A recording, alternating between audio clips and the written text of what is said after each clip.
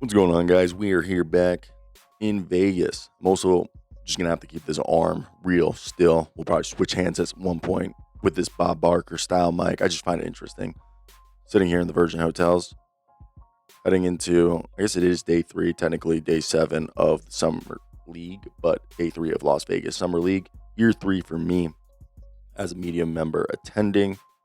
I unexpectedly got aggregated yesterday. Didn't expect that, but I'm going to show you guys this list. This is from my work, hoopshype.com. Go check it out. And this is the top 30 using our global ratings so far after everyone's played their first game. And you can see everybody there. We're going to go through a lot of the teams. I'll be using my handy dandy paper printout because, first off, I'm sorry about the trees that died for this, but I like physical copies of things. I feel like it's better to make notes and all of that good stuff.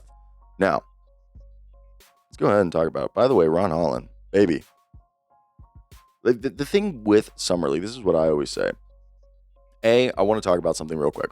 Man, I've talked about this with a lot of people. And I've asked around, to people who've worked with teams, other media members.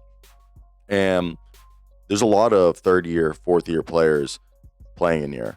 Obviously, you'd expect your Ryan Rupert, and obviously, who the heck was I literally talking about? I was using someone yesterday all day as a Gigi Jackson.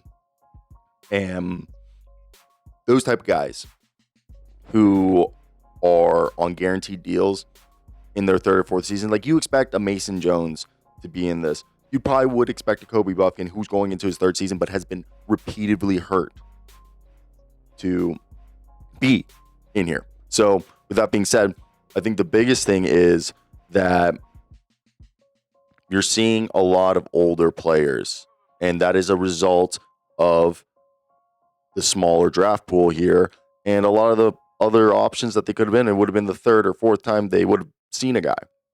So instead, they go ahead and you're seeing a lot of guys who maybe need more reps, and it might not be actually on them, like in terms of don't look at them on the fringe or on the bubble, but maybe more so that they needed to fill these rosters out. So this is why you're getting a lot of older players playing. However, to back that up, it's good when a guy like Ron Holland, even David Jones, who, he came out, I believe last year, David Jones-Garcia. I don't know why. I guess he added the Garcia this past year. I know him as David Jones. And I thought it was a brand new player, David Jones-Garcia. But then when I searched him, I was like, oh, it's just David Jones. Either way, Kobe Bufkin, it's great. Even Ryan Rupert, Mason Jones. We can even throw in Quinn Jackson and Enrique Freeman, Ray J. Dennis. Ray J. Dennis and Enrique Freeman both came out last year, but Quinn Jackson's been in a few seasons. Jacob Toppin, even Charles Bassey. Like the guys who are veterans in terms of they've had multiple Summer League appearances and they've had multiple seasons under their belts in the NBA should be the best performers, as well as former first-round picks. Like Dejan Saloon, he looked like he put a lot of work this offseason. Looks like he hit the weights, and that's what you want to see. Huge when you see that. By the way, let me take a sip of water. How to take a sip of water. I live in South Florida. We don't have the dryness. I lived in Minnesota, Maryland, and Florida my whole life. And my family's from Argentina and Europe. So I'm cool with humidity. I'm Mediterranean, type of ethnicity right there. I don't know why I struggled with the word ethnicity, but either way. So with that being said, let's just go ahead. And I've already rambled for 4 minutes about, just thoughts. And really, basically everyone you see on the screen, from Ron Holland, as we mentioned, David Jones, and as well as Ryan Rupert, Ray J. Dennis, Mason Jones, Enrique Freeman, Quinn Jackson, Liam McNeeley, who I think Liam McNeeley is going to be one of the biggest deals. People were berating him and acting like he had this terrible year at UConn, which, if you watched it, he was still in unguarded threes and catch and shoot scenarios like a decent shooter, and he was playing out of position and was forced to be the team's primary playmaker when that's not his role. So that's a steal. Liam McNeeley looked better than Colin Knippel in his debut. So let's move ahead and talk about what we were hoping to talk about, which were some of the standout performers in the past 2 days. And Ray J. Dennis and Quinn Jackson, by the way, shout out my people with the Pacers. I love you guys. You're really nice to me. And in terms of like people that I've spoken to, just like nice people. And they, whenever we talked about their two ways and stuff, because that's what I have interest in, they really, because I was interested on what was going to happen with Enrique Freeman. I was a really big Enrique Freeman guy when he was coming out of Akron, and like, you know, talk to Freeman and all that good stuff. But either way, the whole moral of that story was that Quinn Jackson was somebody that they were telling me, like, just watch out, like, bro, Quinn's like within striking distance of like taking that jump. And dude, that guy came in and just had like a 24-point game. And Freeman, baby, if he was on the bubble, he got the message, and he looks bulked. He looks like he's playing well, and that's huge. Shout out Nae'Qwan Tomlin, the guy started playing basketball like 5 years ago. Continues to show that he's like a athletic, quick learner who I think he seems to be kind of like maybe a switch big. Like I think he's a 4. I don't know if he can play the 3, but maybe he can be like a small ball 5. Ryan Nembhard, baby, outperformed the number 1 pick. And yeah, he might be a few years older. The younger brother of Andrew Nembhard with the Pacers came out, was a floor general, dropped 21 points. I saw that game live. I was sitting there. I was like, damn it, Andrew Nembhard. I was actually sitting with like a few people. But Jamaree Bouyea for the Bucks. But he had a buzzer beater, right? Or like game winner, whatever it was. But I was watching that game because I wanted to see Bogey. Markovich or Markovich? I heard Markovich while they were there. I thought it was Markovich. But Bogey, I wanted to see. He didn't have that great of a game. But Jamaree Bouyea, and then I was at the Miles Turner press conference, and Doc Rivers or John Horst was saying, like, referencing Jamaree Bouyea as one of those guys. And of course, David Jones-Garcia, my man, all right? He has been performing really well. Like, you know, in the sense that, like, he's a guy that I think a lot of people probably had not heard of or known, but he's somebody that you should. David Jones-Garcia was a guy who he came out last year. He played at St. John's, DePaul, and Memphis. And by the way, I had to put some chapstick on. Like, I'm scared these lips are going to break, guys. I'm telling you, I'm not built for this humidity.